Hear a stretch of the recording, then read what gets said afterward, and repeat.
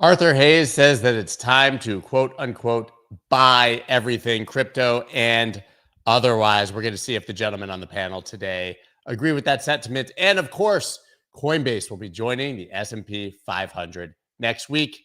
Some saying that could lead to 9 billion in passive flows. Absolutely huge news for our industry. It's time to get the show going. We've got Matt Hougan today alongside myself, Andrew, and Tillman. Let's go. Let's go.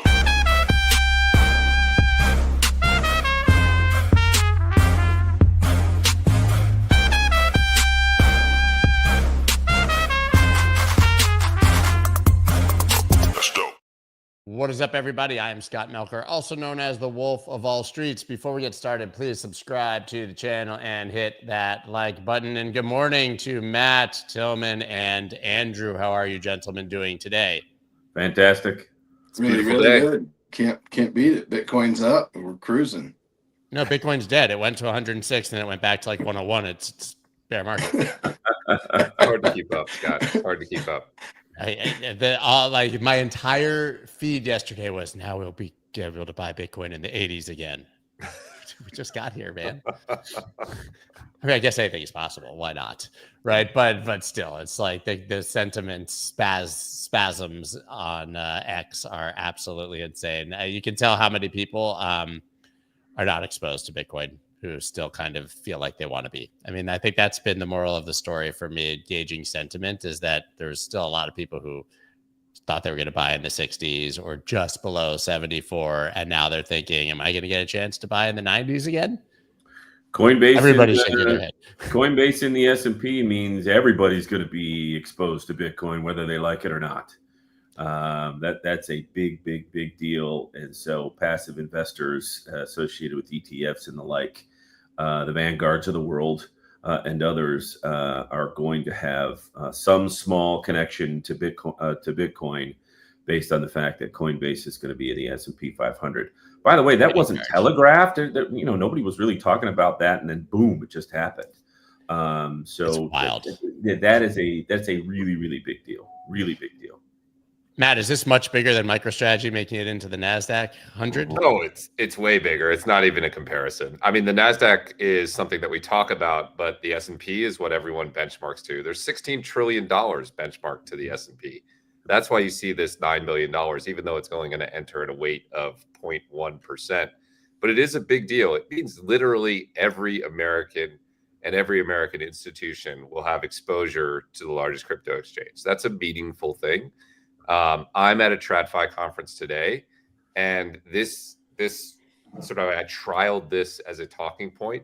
It mattered to people. It seemed to suggest to people that this industry has grown up. This is another major milestone. I do think it's a pretty big deal. Yeah, I think it's an absolutely massive deal. And regardless of the passive flows, like you said, this is like a final stamp of approval, because it was a big deal even that we had crypto companies that were listed. Right. Forget even S&P 500. The fact that they were even able to get on the stock market, people forget years ago, was a huge deal. That's exactly right. It's also worth noting for people who aren't familiar that the S&P 500 doesn't just own the 500 largest stocks. There are various screens. There's a committee that decides. There's a process. They want to see companies that are stable, that aren't going anywhere. So it's more meaningful than just a mechanical addition to an index. Yeah. I mean, Tillman, what do you think of this? And is it fair to say that this is exposure to Bitcoin, or is it more fair to say that exposure to the industry? Because Coinbase actually kind of made news of late saying they had considered adding a lot more Bitcoin to their balance sheet and didn't. Well, I think that's part of the interesting, development here is Coinbase is not just a Bitcoin-centric entity, right? I mean, they're launching meme coins and all sorts of stuff. So what this really is a final stamp of approval that crypto is here to stay, and kind of let the games begin. I think that the moral of the story is that we won the war. The war is over. This, in my opinion, is the final boss, if you will, of the game. Getting into the S&P 500 is that's the end game for us. Now it's about how does this game develop and what kind of what kind of additional products are going to be injected into the industry that allow volatility inside of Bitcoin to be the secondary market, not altcoins. And so this Bitcoin dominance narrative and what Bitcoin is doing right now from a corporate adoption perspective, I think that's the story of 2025. I think we're about to see something really special in terms of the squeeze. That may not play out, but it's looking ever more likely by the day, because these types of announcements were coming, few and far between, and now they're just like every single day you're hearing of a new Bitcoin, treasury being set up. And I think that's there's only 21 million. There's nobody can turn on the faucet on the other side of it and create more supply. I love Sailor. The Bitcoin treasury companies are starting to worry me. Not the people who are just adding Bitcoin to the balance sheet to hedge against the dollar inflation losses, but the raising convertible debt, raising notes to buy more Bitcoin, effectively leveraging entire companies to buy Bitcoin. It's starting to worry me. How many of these do we need? Yeah, I actually agree with that, Scott. I'll say that I've always thought the risk, people have tried to pin risk on MicroStrategy. They're very sophisticated about their sort of debt to their Bitcoin holdings. The risk has always been somebody trying to outdo MicroStrategy. And I do worry that we're moving up that escalator of people who want to stick their neck out above Michael Saylor. And to do that, you have to be more aggressive. And I don't like the pattern of a million of these people with people trying to sort of stand out more than the next guy. I do think there's some risk in that. Well, given what Kindly stock did yesterday, it's not going to slow down for a while. No, that's the problem. But isn't that like Long Island blockchain iced tea, or like hey, listen, Scott, .com to everything and don't go to negative town on me, Scott. All right, don't go to negative town on me. All right, this morning we don't need that negativity. I agree. In all honesty, you're going to have a significant amount of this happening. Because of what happened yesterday, just in the short term, over the net and short term in the world of investing, oftentimes is a quarter, maybe two. We got the Bitcoin conference coming up. I'm certain that there'll be a couple of these treasury companies that get stood up and get announced at the Bitcoin conference. One of them is Dave. The one that was the one you're talking about is David Bailey, the CEO of Bitcoin Magazine and the Bitcoin right. Right. They raised money so fast that they couldn't announce it at the Bitcoin conference. To be fair, and so that it happened very, very quickly, and that's kind of the point. When you set out to raise, 300 to 400 million, and you raise 700 plus million, and you do it faster than you think you're going to do it, that just sends a signal. I've gotten three emails from the company that was the lead kind of underwriter under what they did since then, talking about all of that. I'm not the only one getting those emails. Okay, there are other folks getting those emails, being encouraged to, hey, if you want to do something like this and make this amount of capital at this amount of time and this kind of return, it seems pretty easy, and the appetite for it exists, meaning that this is going to happen again. And probably several more times before it runs out of juice. I'm curious. Go ahead. I'm curious, Scott. Really quick. Go ahead. I was just going to say, why does somebody buy 21? We're going to do this again. Why does somebody buy like the new one or 21 instead of buying MicroStrategy? If you have 4 or 5 or 6 or 10 of these things, how do you even choose as an investor which one is the? I don't know. Well, I think it comes down to the management. I actually like this development. Why? Because I think a lot of people are going to fail and they're going to have to cough up their stack, and then that's going to be available to be purchased. Wow. And I think management and structure are going to be the most important attributes to these companies being propped up. The more closely tied to Wall Street you are, the less likely you are going to be to fail, in my opinion, because you're going to be able to pull the necessary liquidity strings when you need them to make to cover yourself. The bigger you get, the more liability you're incurring. And so the question in my mind is like from Matt and your perspective, Scott, what do you see as the biggest existential risk to this kind of being a mega trend? Because in the way I understand it is, He's borrowing against non-recourse debt, right? Share price debt. And the worst thing that could happen is Bitcoin crash in price, which would not, none of the loan could be called, right? No, it wouldn't create a default situation.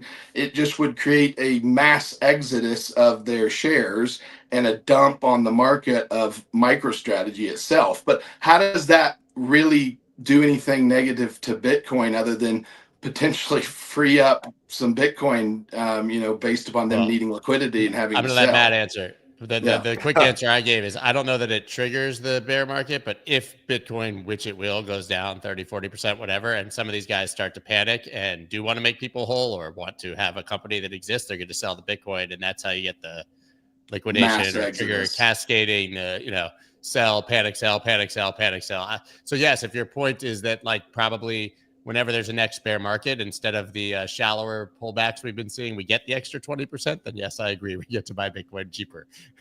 Yeah. I think that's right. I mean, it's worth noting, of course, I'm a huge fan of this. I have an ETF that only owns companies that are Bitcoin as a corporate asset. So I think this is a good deal, a good thing. I don't think MicroStrategy has this risk, but I worry about the risk that Scott raises, which is in a significant pullback. This is a form of leverage entering the system. And during periods of stress, leverage turns into cascading selling. And I do worry a little bit about the sticking your head up higher than the next guy risk. As we get more and more of these, I think that is a risk worth monitoring. It's not a risk we see in the market yet, Tillman, but it is a theoretical risk that we could see if we get an infinite number of these. But for now, it's absolutely true that companies are buying more than 100% of the supply of Bitcoin, right? And that is a good thing for price. That's one of the reasons we're up so much. And I suspect that that's going to continue, right? We think companies will buy 300 to 500,000 Bitcoin this year, right? Yeah, so 2 to 3x. So I think it's positive, but there is this potential risk you can see down the road if you want to look. I see that risk. I guess to me, it's like if you have that industry growing, though, that's just available market share for the firms that do fail, and MicroStrategy and other firms that are successful, wouldn't they step in and essentially fill that void and be the winners, essentially? Because that's essentially the consolidation that happens in every developing market, right? Is there's people that stick their neck up above to try to create the competitive advantage. Yeah, and then but like the best, and I'm not saying it's the same by any stretch, but if we have to compare it to crypto, you go back to the BlockFi, Voyager, Celsius, all these guys' days. It started with BlockFi at 3% yield on your Bitcoin. It ended at Celsius with 18% yield on your USDC. And every one of those to compete with the others did exactly what Matt said. Stuck their neck up a little more, stuck their neck up. I went through the Voyager thing. Voyager didn't end up being criminal, so to speak, right? But what it did end up was Steve Ehrlich going to Three Arrows Capital and saying, I literally need to give my people 10% yield. Take my money. Do something with it, unsecured, and that blew up Voyager, right? So what stops one of these companies who has a unpopular debt raising from sweetening the terms to a point where it's extremely risky? That's, to me, is the risk. Yeah. I think that's right. I do think there'll be more creativity in this space. I think you'll see different companies do different things. So I think this trend will continue. It's just always, maybe Scott and I are a little bit scarred from the last bear market. It's always, remembering the lessons of history so we don't repeat them. And this is something we look at closely at Bitwise, and we look at the terms of the debt. We look at, will they be forced to sell? And we don't see any risk right now, but we do see. You guys have Jeff Park. We don't. That is true. We just have him through crypto Twitter. That's right. He spits out the answer. Yeah, I mean, but so that's my simple fear. To your point, I just showed that article, though. Right now, it's nothing but people buying. I just prefer the GameStop, and the Square and the Tesla. Hey, we're going to put part of our treasury into Bitcoin, and we're going to hold this forever to hedge against the losses of the cash that we're holding here. That, to me, is like such a layup that could be so much buying from every company on the planet if that trend goes, without having to turn it into some like financially engineered investment vehicle. Yeah, I think that's right. And I think we'll see that too, for what it's worth, Scott. Yeah, I agree. Yeah, that trend will continue as well, and it will pick up speed maybe it was 3 weeks ago, where it was said that I think it was Eleanor Tourette said that like a year ago there were 35-ish companies in the S&P 500 that had Bitcoin on their balance sheet. Now it's I think it's close to 90. So it continues to climb. And Matt was at the forefront of this movement and saying that it was going to pick up speed, and so it's clearly picked up speed and will continue to. Again, having their dominoes, right? So Matt's point about Coinbase going to the S&P 500 and that resonating with TradFi folks, that's a wave of capital associated there. That really has no end. There is no end to that amount of capital finding its way into the space that we love, right? And so the Coinbase thing, I think, when we look back on it in 12 months, 18 months, 2 years, will be a bigger deal than maybe a lot of things that we've talked about in the last 6 months, because it will have allowed both retail and institutional traditional entities to have their eyes opened, right? Matt standing behind these traditional guys, keep pushing their eyelids open, saying, "Look! You can't not see it anymore, right? It's here." And the S&P 500 is the Bible for TradFi guys. I mean, period, end of story. It's what everything is benchmark on, and so having Coinbase there, and it now being a part of every S&P fund that exists, is going to be something. And then it'll be a question of, how does Coinbase perform? How does it move up the quote unquote top 10 holdings of different types of ETF funds and all of that stuff? It's going to be, an interesting journey to watch for Coinbase. And then crypto overall, where are we at? Again, I go back to, and most of us on this panel are old enough to remember, right? The dot-com bubble and all those companies that went from $800 a share down to 99 cents are now some of the biggest companies in the world. And so that, in my mind, that's where we're headed with quote unquote crypto, and all the adjacent companies existed around it over the next 3, 5, 7 years. I would have thought, actually, there was a lot of conjecture that Robinhood would be sort of the first major crypto adjacent company that would have made it into the S&P. I know that there was a lot of consideration that they'd be in for inclusion. They actually have news today, which is enters Canada by taking over crypto exchange WonderFi for $179 million. Mr. Wonderful just keeps on winning. This is his thing, WonderFi. But I mean, these guys, Robinhood, I think alongside Coinbase, really just driving the sort of front end of adoption here for crypto. I mean, they've become as much of a crypto company as anyone else quietly. Yeah. These are going to be the two biggest financial services type firms in the world in 10 years. I think we're moving in that sort of direction. We're on the record of saying Coinbase will surpass Charles Schwab as the largest brokerage by market cap, possibly this year. It'd have to 3x from here. But I don't think that's unreasonable. Every generation gets a new financial services company. Schwab was the last generation.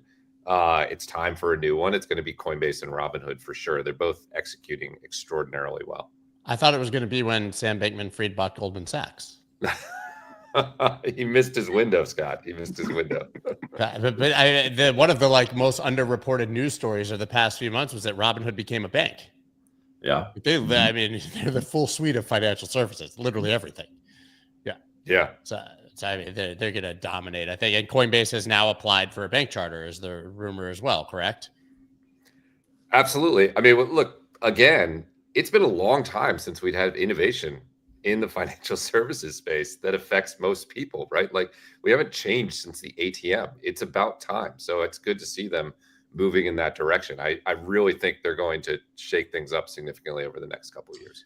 If I'm not mistaken, Vlad is going to be at the Bitcoin conference. Isn't that right? Isn't he a speaker? I know for a fact, because I might have accidentally gotten you booked for something, Matt. I'm sorry, or you're welcome.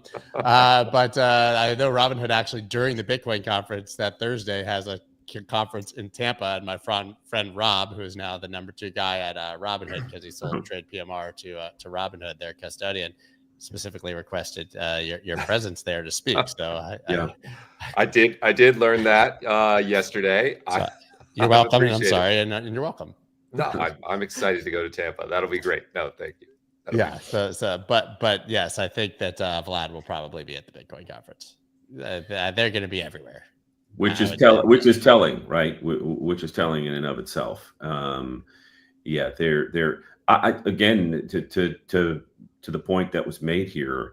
Coinbase getting into the S&P 500 before Robinhood is a surprise. I mean I don't know what the machinations are. Can you politic to get into the S&P 500? I don't know. You can politic to get into anything, Andrew. You know that. But I'll say, I think in terms of the story, Wall Street, we know is full speed ahead. I mean, the train is leaving the station and it's going as fast out of the station as it can. I think the thing that I'm really excited about and kind of blown away about is the banking side. Because Caitlin, we talked to her, I think last week, and Caitlin Long said, everyone's going to need a bank charter. Like, you wait until you see the rush of companies go and try to become a bank.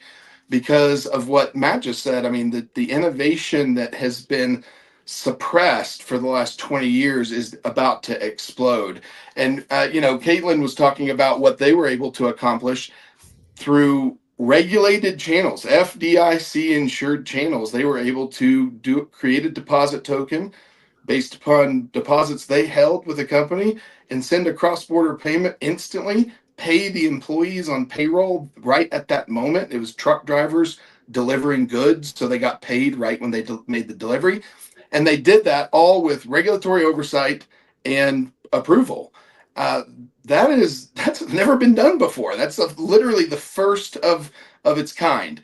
And the fact that it's happened now means the cat's kind of out of the bag. And I think there's going to be a race to integrate crypto into, banking systems everywhere in the United States. And I think between Wall Street's adoption and our banking industry's adoption, we have a head start if we go fast and furious on both those fronts against every economy on the face of the earth. I think we do a great deal to support the US dollar's dominance and keep it in kind of the center spotlight as the world reserve currency.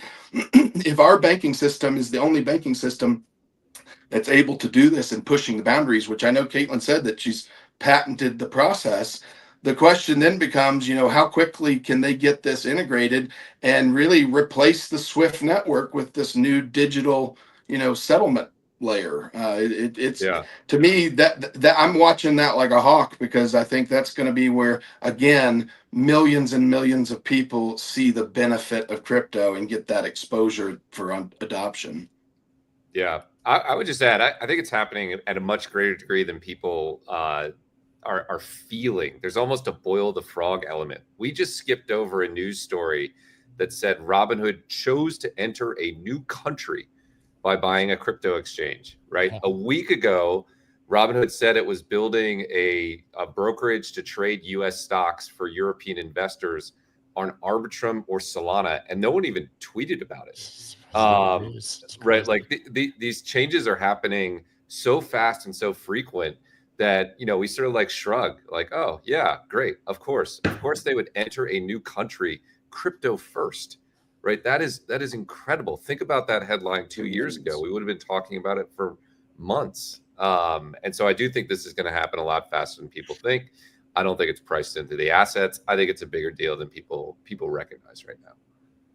So outside of these news stories, let's talk about the market itself and what's happening. Obviously, the China-US trade deal, potentially a big deal. I guess we'll see in 90 days as that develops. But Matt, you obviously dropped one of the greatest quotes in the history of this show, which was effectively that governments have made recessions illegal. And even JP Morgan now drops the U.S. recession call after U.S.-China trade truce. And then, of course, we have our title here. Arthur Hayes declares buy everything. He actually said that in a fireside chat that had no fire, coincidentally. If you guys have ever been to a fireside chat, I've never seen one by a fire, but in Dubai with me. And here he is, buy everything. Chimerica lives, USA and China agree to major reductions in tariffs for 90 days. Like, it almost concerns me that people are so bullish now on this news because it was supposedly so bearish before, but it seems like markets are on all systems go right now. And that's going to include crypto. And I would say maybe even the best gauge of that is that altcoins actually went up. Yeah, I think that's right. All coins went up. I also think it's the case, Scott, that we suppressed and looked past a huge amount of good news over the last couple of months because we were distracted by this negative event on the tariff side. And so I think there's a coiled spring element that you saw in ETH's rally. Like, ETH had a lot of actual good news. It had a reorientation of the foundation. It had some positive talk about its development roadmap. It had the Pectra upgrade, and it did nothing. And then it was released, and it's up 40. And I think that's true even of Bitcoin. I think there's a lot of positive news in the Bitcoin market that just got lost amidst the distraction of the tariff. So I don't know where we go in the next couple days, but I'm pretty optimistic about where we go if this is the new normal, if we have banned recessions and we're back to risk on in the market. Yeah. There's going to be and again, I often default to BlackRock's thoughts, right?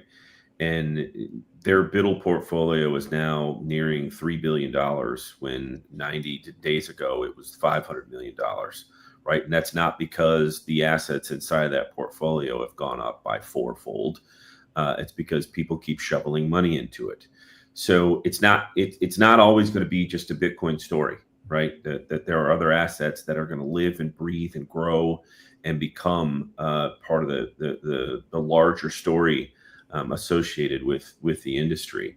To me, it's fascinating to see where we'll be in 2 years. I think there's going to be a huge Bitcoin ecosystem that will be, a totally different conversation than just, where is the price today?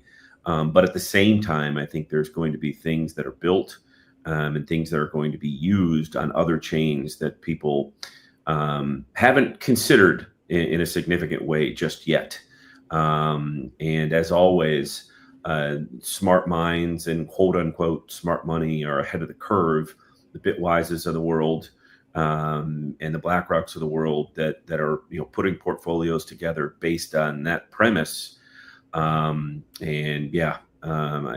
think we're going to be surprised in many ways what jumps to the forefront in the next couple of years. And there's a lot of people making bets on that reality. Again, when you see money and assets flow in a certain direction, Larry Fink doesn't say Bitcoin's going to $500,000 to $700,000 just because he's bored and he wants a headline. Not how that guy works.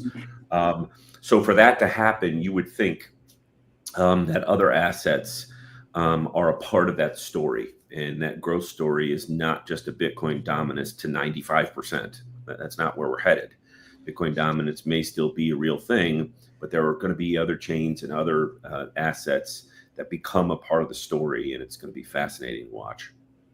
Well, I think what Matt said about skipping over the headlines of them entering a new country on the back of buying a crypto exchange, if you look at any industry, one of the precursors to mass adoption is that big companies start spending big money on infrastructure and connectivity. And if you look at the acquisitions that have made the headlines over the last few weeks, they're big dollars. And they're all about infrastructure. They're all about buying exchanges. They're all about connecting markets so that capital can flow freely between traditional markets and now these new crypto markets. That's what Ripple's trying to do. That's what everybody's trying to do that kind of understands this trend. And then when you inject the bank's adoption on top of that, you've got full circle effect. I mean, it's where money can go anywhere, anytime. Both TradFi and crypto. I mean, I remember TradeStation used to have functionality 4 years ago where you could deposit funds, you could trade TradFi securities, but they had a sister brokerage that was connected, where you could transfer money and trade crypto, and you could move money back and forth, and you could also then take the crypto off in cold storage. It was a very unique loop that they possessed, and they shut it down. They couldn't keep it up because of regulatory, scrutiny, I guess.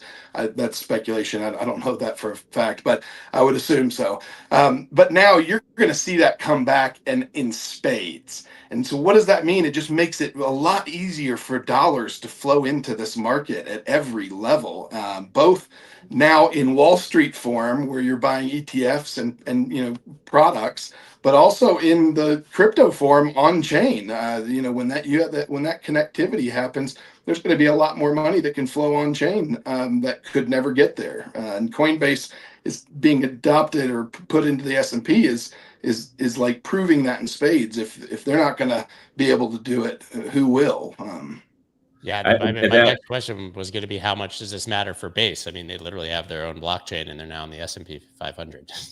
Crazy. Go ahead. I think the other trend that we may see is an enormous amount of merger and acquisition activity in the crypto space, because there's going to be a bunch of folks that go public, and when you go public, you got pockets full of money, right? So you have the opportunity to do that.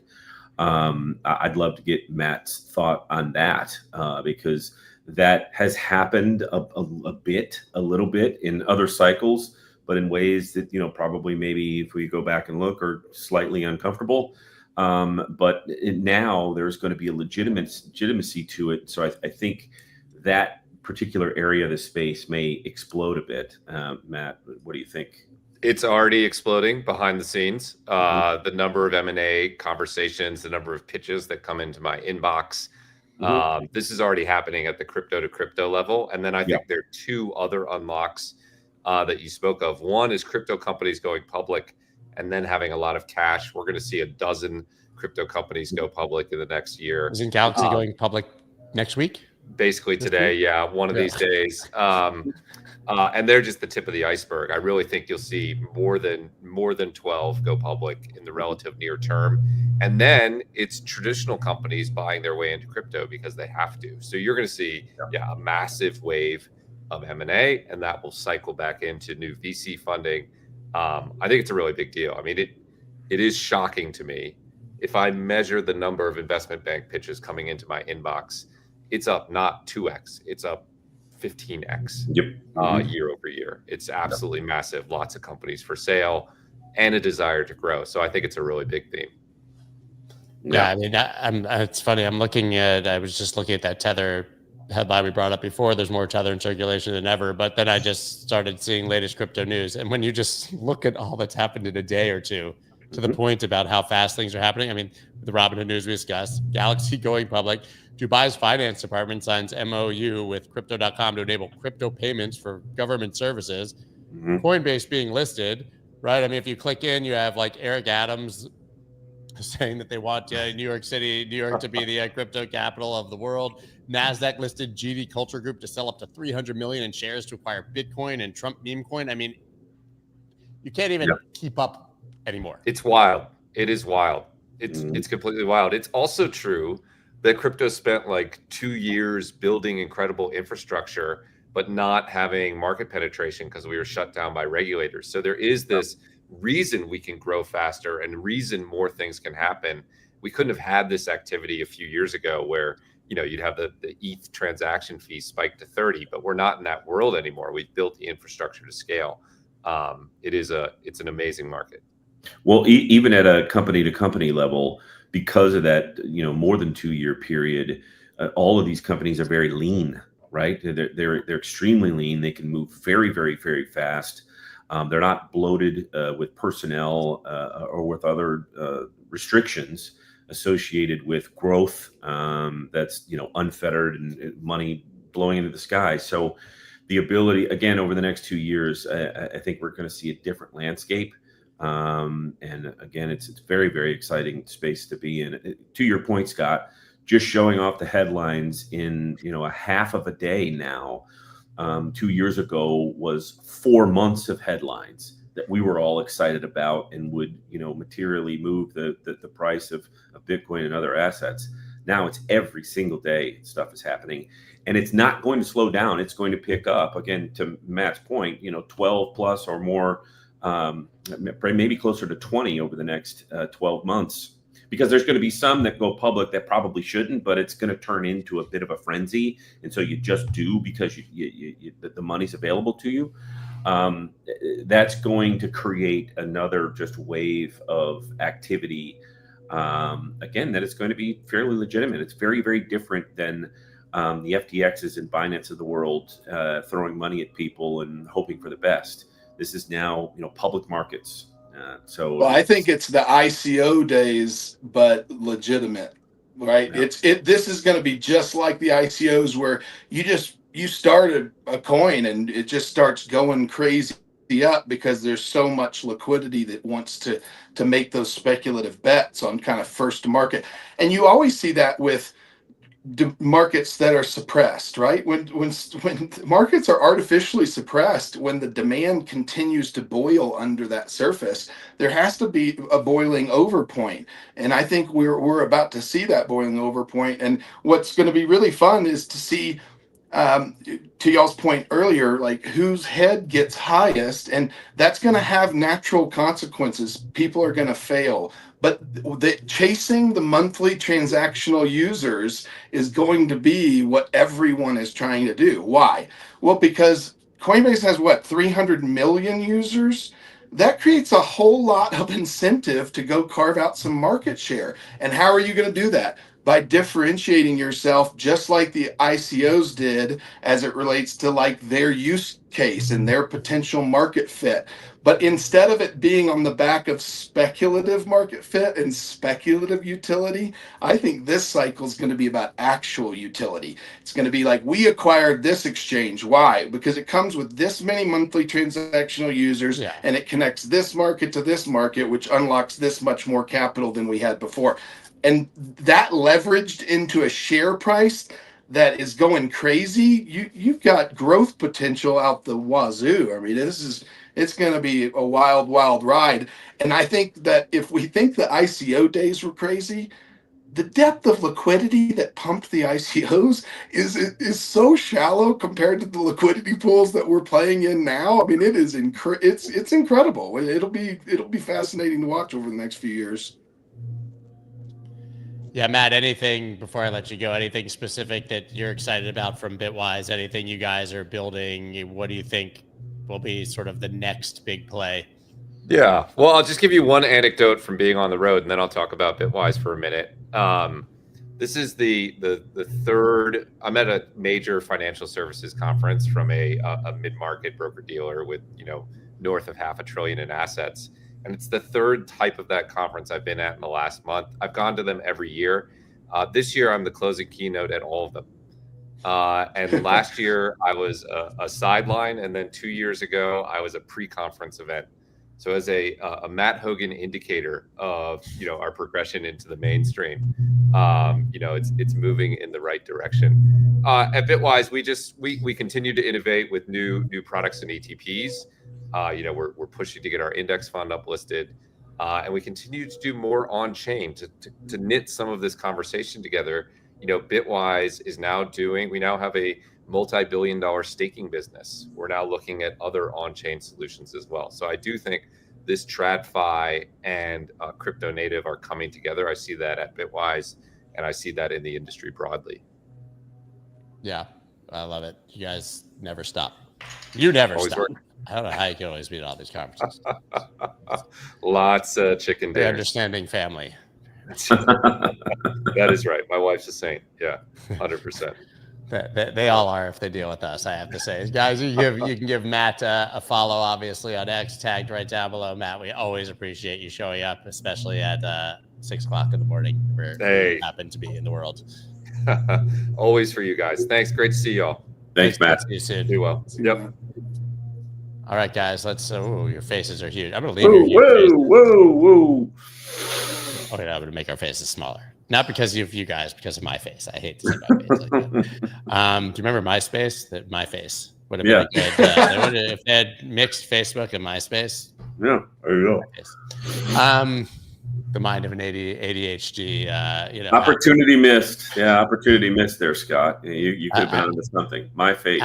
Absolutely. So now let's talk about Arch Public. Let's do it. We got the scrolly thing. We got the logo thing. We've got Vegas coming up in 2 weeks. What's going on? One thing to note for us, our algos, again, being user driven, you have the opportunity to dial in everything that you want to dial in there. I take a look at the price action over the last 30 to 40 days in crypto, which has bottomed to some extent and then rocketed higher very, very quickly, a real V-shaped type of stuff. And so one of the value of algorithms and executions that are completely disassociated with emotion, fear, or greed doing the work on your behalf. Well, to give you an example, our Solana arbitrage algorithm bought at 104 and 113. And where do we sit today, Scott? 175, right? I'm not a math whiz, but that's better than 50%. Therein lies the value associated with unemotional, rules-based executions that are happening not only in the midst of movements lower or higher, but when you're completely unavailable to make those decisions on your own, when you're sleeping or when you're indisposed in some other way. Our customers continue to come to us and tell us, this is extraordinary stuff. I'm not only using the setups that I started with, but I'm now using these setups because I've gotten comfortable and I dial this in and I dial that in. And so, over the weekend, I had 10 executions that happened based on the setups that I've come up with and the setups that you guys have put together in case studies. So it is fascinating to watch the community grow, to watch the community become very, very aware of the technology that they have in their hands and that they have the capability to use associated with volatility and the opportunity that exists there. To have tools, it's like going to mine gold in a mine, but you only got your fingers and your fingernails to scratch versus, the latest and greatest tool to just start hammering away at walls. And all you're doing is pushing buttons so it hammers either faster or slower. Big difference. Yeah, and honestly, that's why we think seeing is believing. That's why we've made the product free to use. If you want to download it, you go to our website, click try the Bitcoin algo or the XRP algo or the ETH algo, and you can download that algorithm for absolutely nothing. You can use it up to $10,000 of purchasing power every single year. At no cost. And so once you see behind that, and we will spend as much time as needed to help you get up and running. So that's something that we really firmly believe in. We've been in the crypto space for a very long time, and the customer service has been horrible. Every company involved. And so, I think a new dawn is breaking, and I think we are going to be setting a standard as it pertains to helping people. So if you've never used automation before, if you don't know how to use it, that's what we're here to do. We can literally run you through every single feature set and get you set up, and then once you get going, like Andrew said, you're going to have an eye-opening experience. You're going to be exceptionally excited about the tools that you now possess. And we'll spend more time with you talking about how you can set it up to, the nth degree. So this can fit anyone's, bill as it pertains to what you're trying to accomplish. Whether you're trying to accumulate, whether you're trying to trade, whether you're trying to unaccumulate or sell, it can do all of those things very, very effectively. And we can show you how to dial it into your specific user parameters. But once you see the software and once you really get to play with it, I think it's going to be a very eye-opening experience for you. It was for us. And when you get your hands on the first tool, piece of automation, it's something where you go, man, this has endless potential to provide me value. And so that's what we've dedicated the last 5 years of the firm to, is building that value and trying to fit institutional tools inside of a package that allows retail consumers to manage them and to deploy them very, very easily. So we're trying to make this as easy as possible. And I think we've come such a long way that's the response that we're seeing in the customer growth. We've had thousands of customers download the software, and we get positive feedback we don't get any negative feedback, because if you don't want to use it, don't use it. But it is going to be available more than you are. So when the market presents those opportunities to either buy and or to sell a little bit, if you're not sitting in front of the computer, or if you're like John Deaton said in his tweet this week, in court and or picking up your daughter from school, the algorithm is not, it doesn't have any other priorities. It sits there and monitors the market. So really excited to see the customer growth. We want to continue to improve. So if you have any suggestions for the software, please reach out to us. But schedule a time for a demonstration. Schedule a time to get on with one of our staff members and help you get it set up, because I think you're going to be very pleased when you do. What I think is amazing is that we started this. Now it's got to be almost a year. Yeah. More than a year. We're doing this a year. We're so fucking old. And you were not doing anything with Bitcoin at all. It was we were on TradeStation, obviously trading with the algorithms that have done incredibly well, and then you could dollar cost average basically into Bitcoin at the end of the day by taking the profits from your trades on S&P and such. But I looked, because we used to do the daily update, the weekly update, $10,000 portfolio, and then we moved on to the Bitcoin algorithm. Well, it made over 42% in a year and 7% this week. Yeah. It's like the original products are still just crushing it over on the other side, trading stonks. And, well, the futures market, there's automation. We have automation for the futures market as well, like Scott's saying, and that is, in my opinion, a little bit more sophisticated, because you're trying to only trade for cash in the futures market. What's great about crypto is, if you want to accumulate crypto, think about it like this. If you make a trade and the trade goes against you, and you do an appropriate job of really scheduling out how much dollars you place in each trade, and you keep a lot of powder dry, then as the price goes against you, you're able to dollar cost average into a position.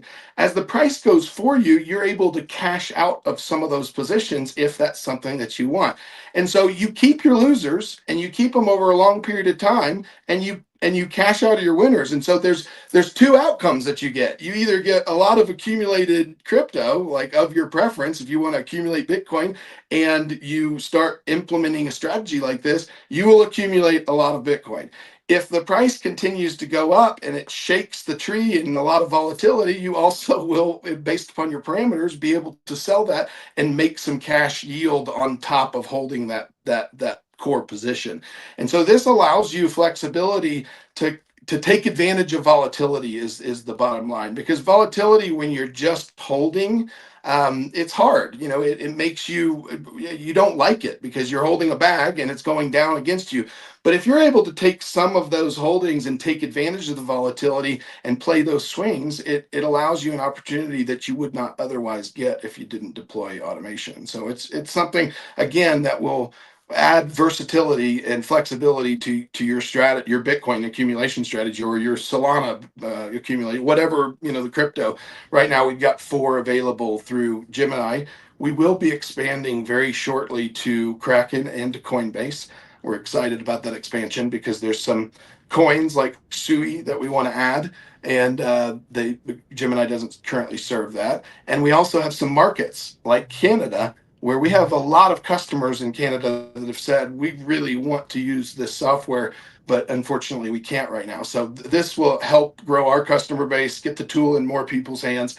And just like what we've talked about earlier with Matt, the next iteration of this cycle is going to be built on utility, and it's going to be built on what utility you provide the market.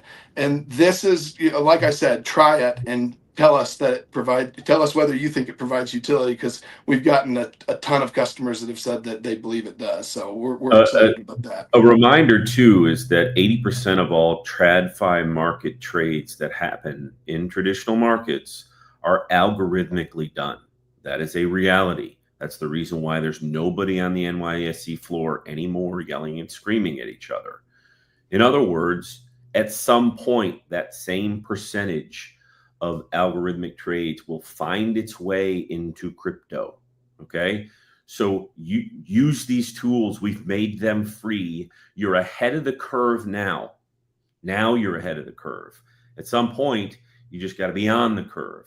So that type of functionality, that type of maturation of markets, that type of squeezing of margins associated with what happens in the crypto space, we're at the beginning of things starting to move and change and shift, so that liquidity acquiesces around certain assets, certain exchanges.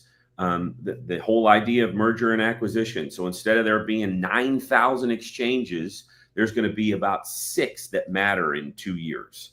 And then 5 years from now, there's going to be 3 that are still crypto only that matter. So, now's the opportunity to stay ahead of the curve. Use tools, again, that are free, to stay ahead of the curve and benefit in a very, very unique way. We're going to be at the Bitcoin conference in a huge way. We've sponsored the complete whale experience. Scott's going to be there with us for a day or so. I am not the whale experience. Yeah, he's a different experience. The whale experience is just me in a room now. The minnow experience. So we're going to have a separate space, a suite that's a little bit off the whale experience for people to come and spend time with us. Scott's going to be doing some really interesting interviews, and so just get connected with us. Stay around Arch Public. Stay around Scott.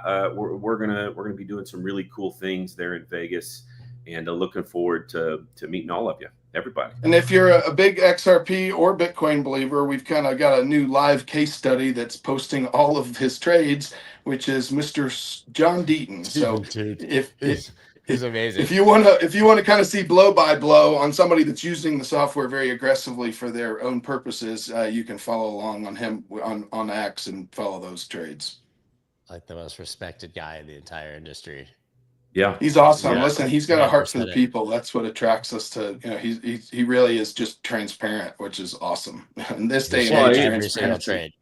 I mean, he shares every trade that the algorithm. He just flat out sharing his trades. I mean, he was so annoyed, probably because he was just so annoyed that immediately people were like, "Have you been hacked, dude?"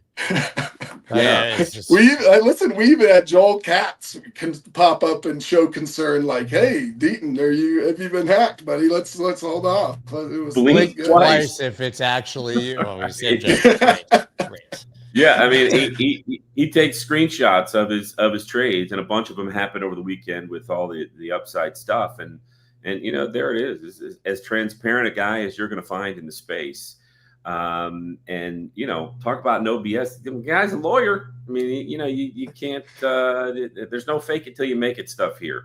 This is what the algo does. These are the results. Here's my account.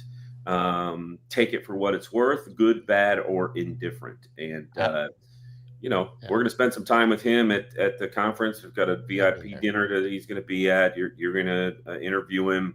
We're going to spend some real good time with him. I think the most exciting part.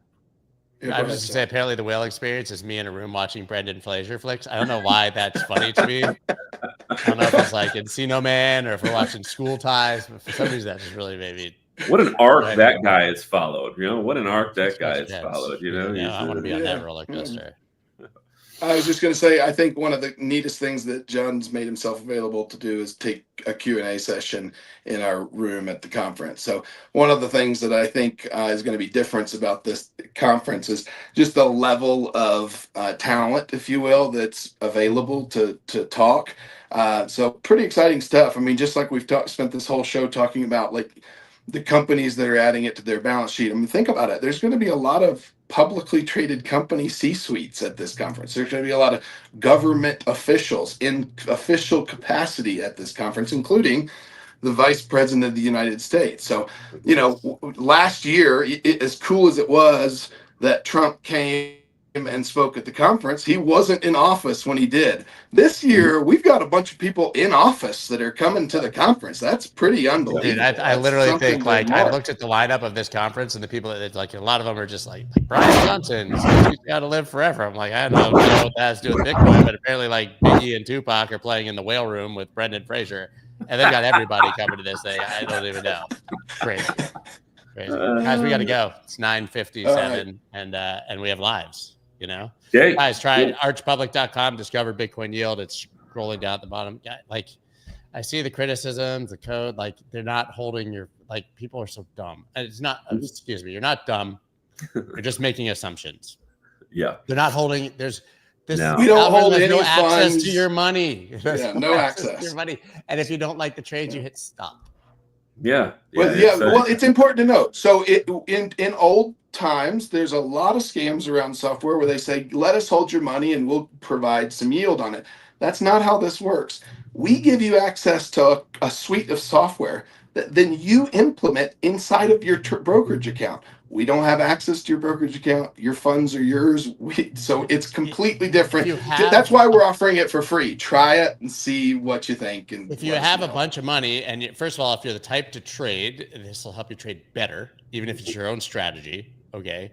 And B, like if you want to buy more Bitcoin, there's going to allow you to buy more Bitcoin at better prices. It's not like there's nothing weird here. Yeah. I listen. The funny thing, I'm going to be fair to like the reply guys and stuff. I used to shit on algorithms all the time because every single one that I tried, it was some like garbage or it froze or it didn't execute and stuff.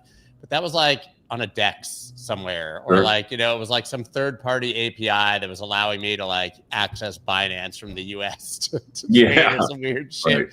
Right. This is, guys, like you don't get this is the Winklevoss twins and the CEO of these companies. It's not that.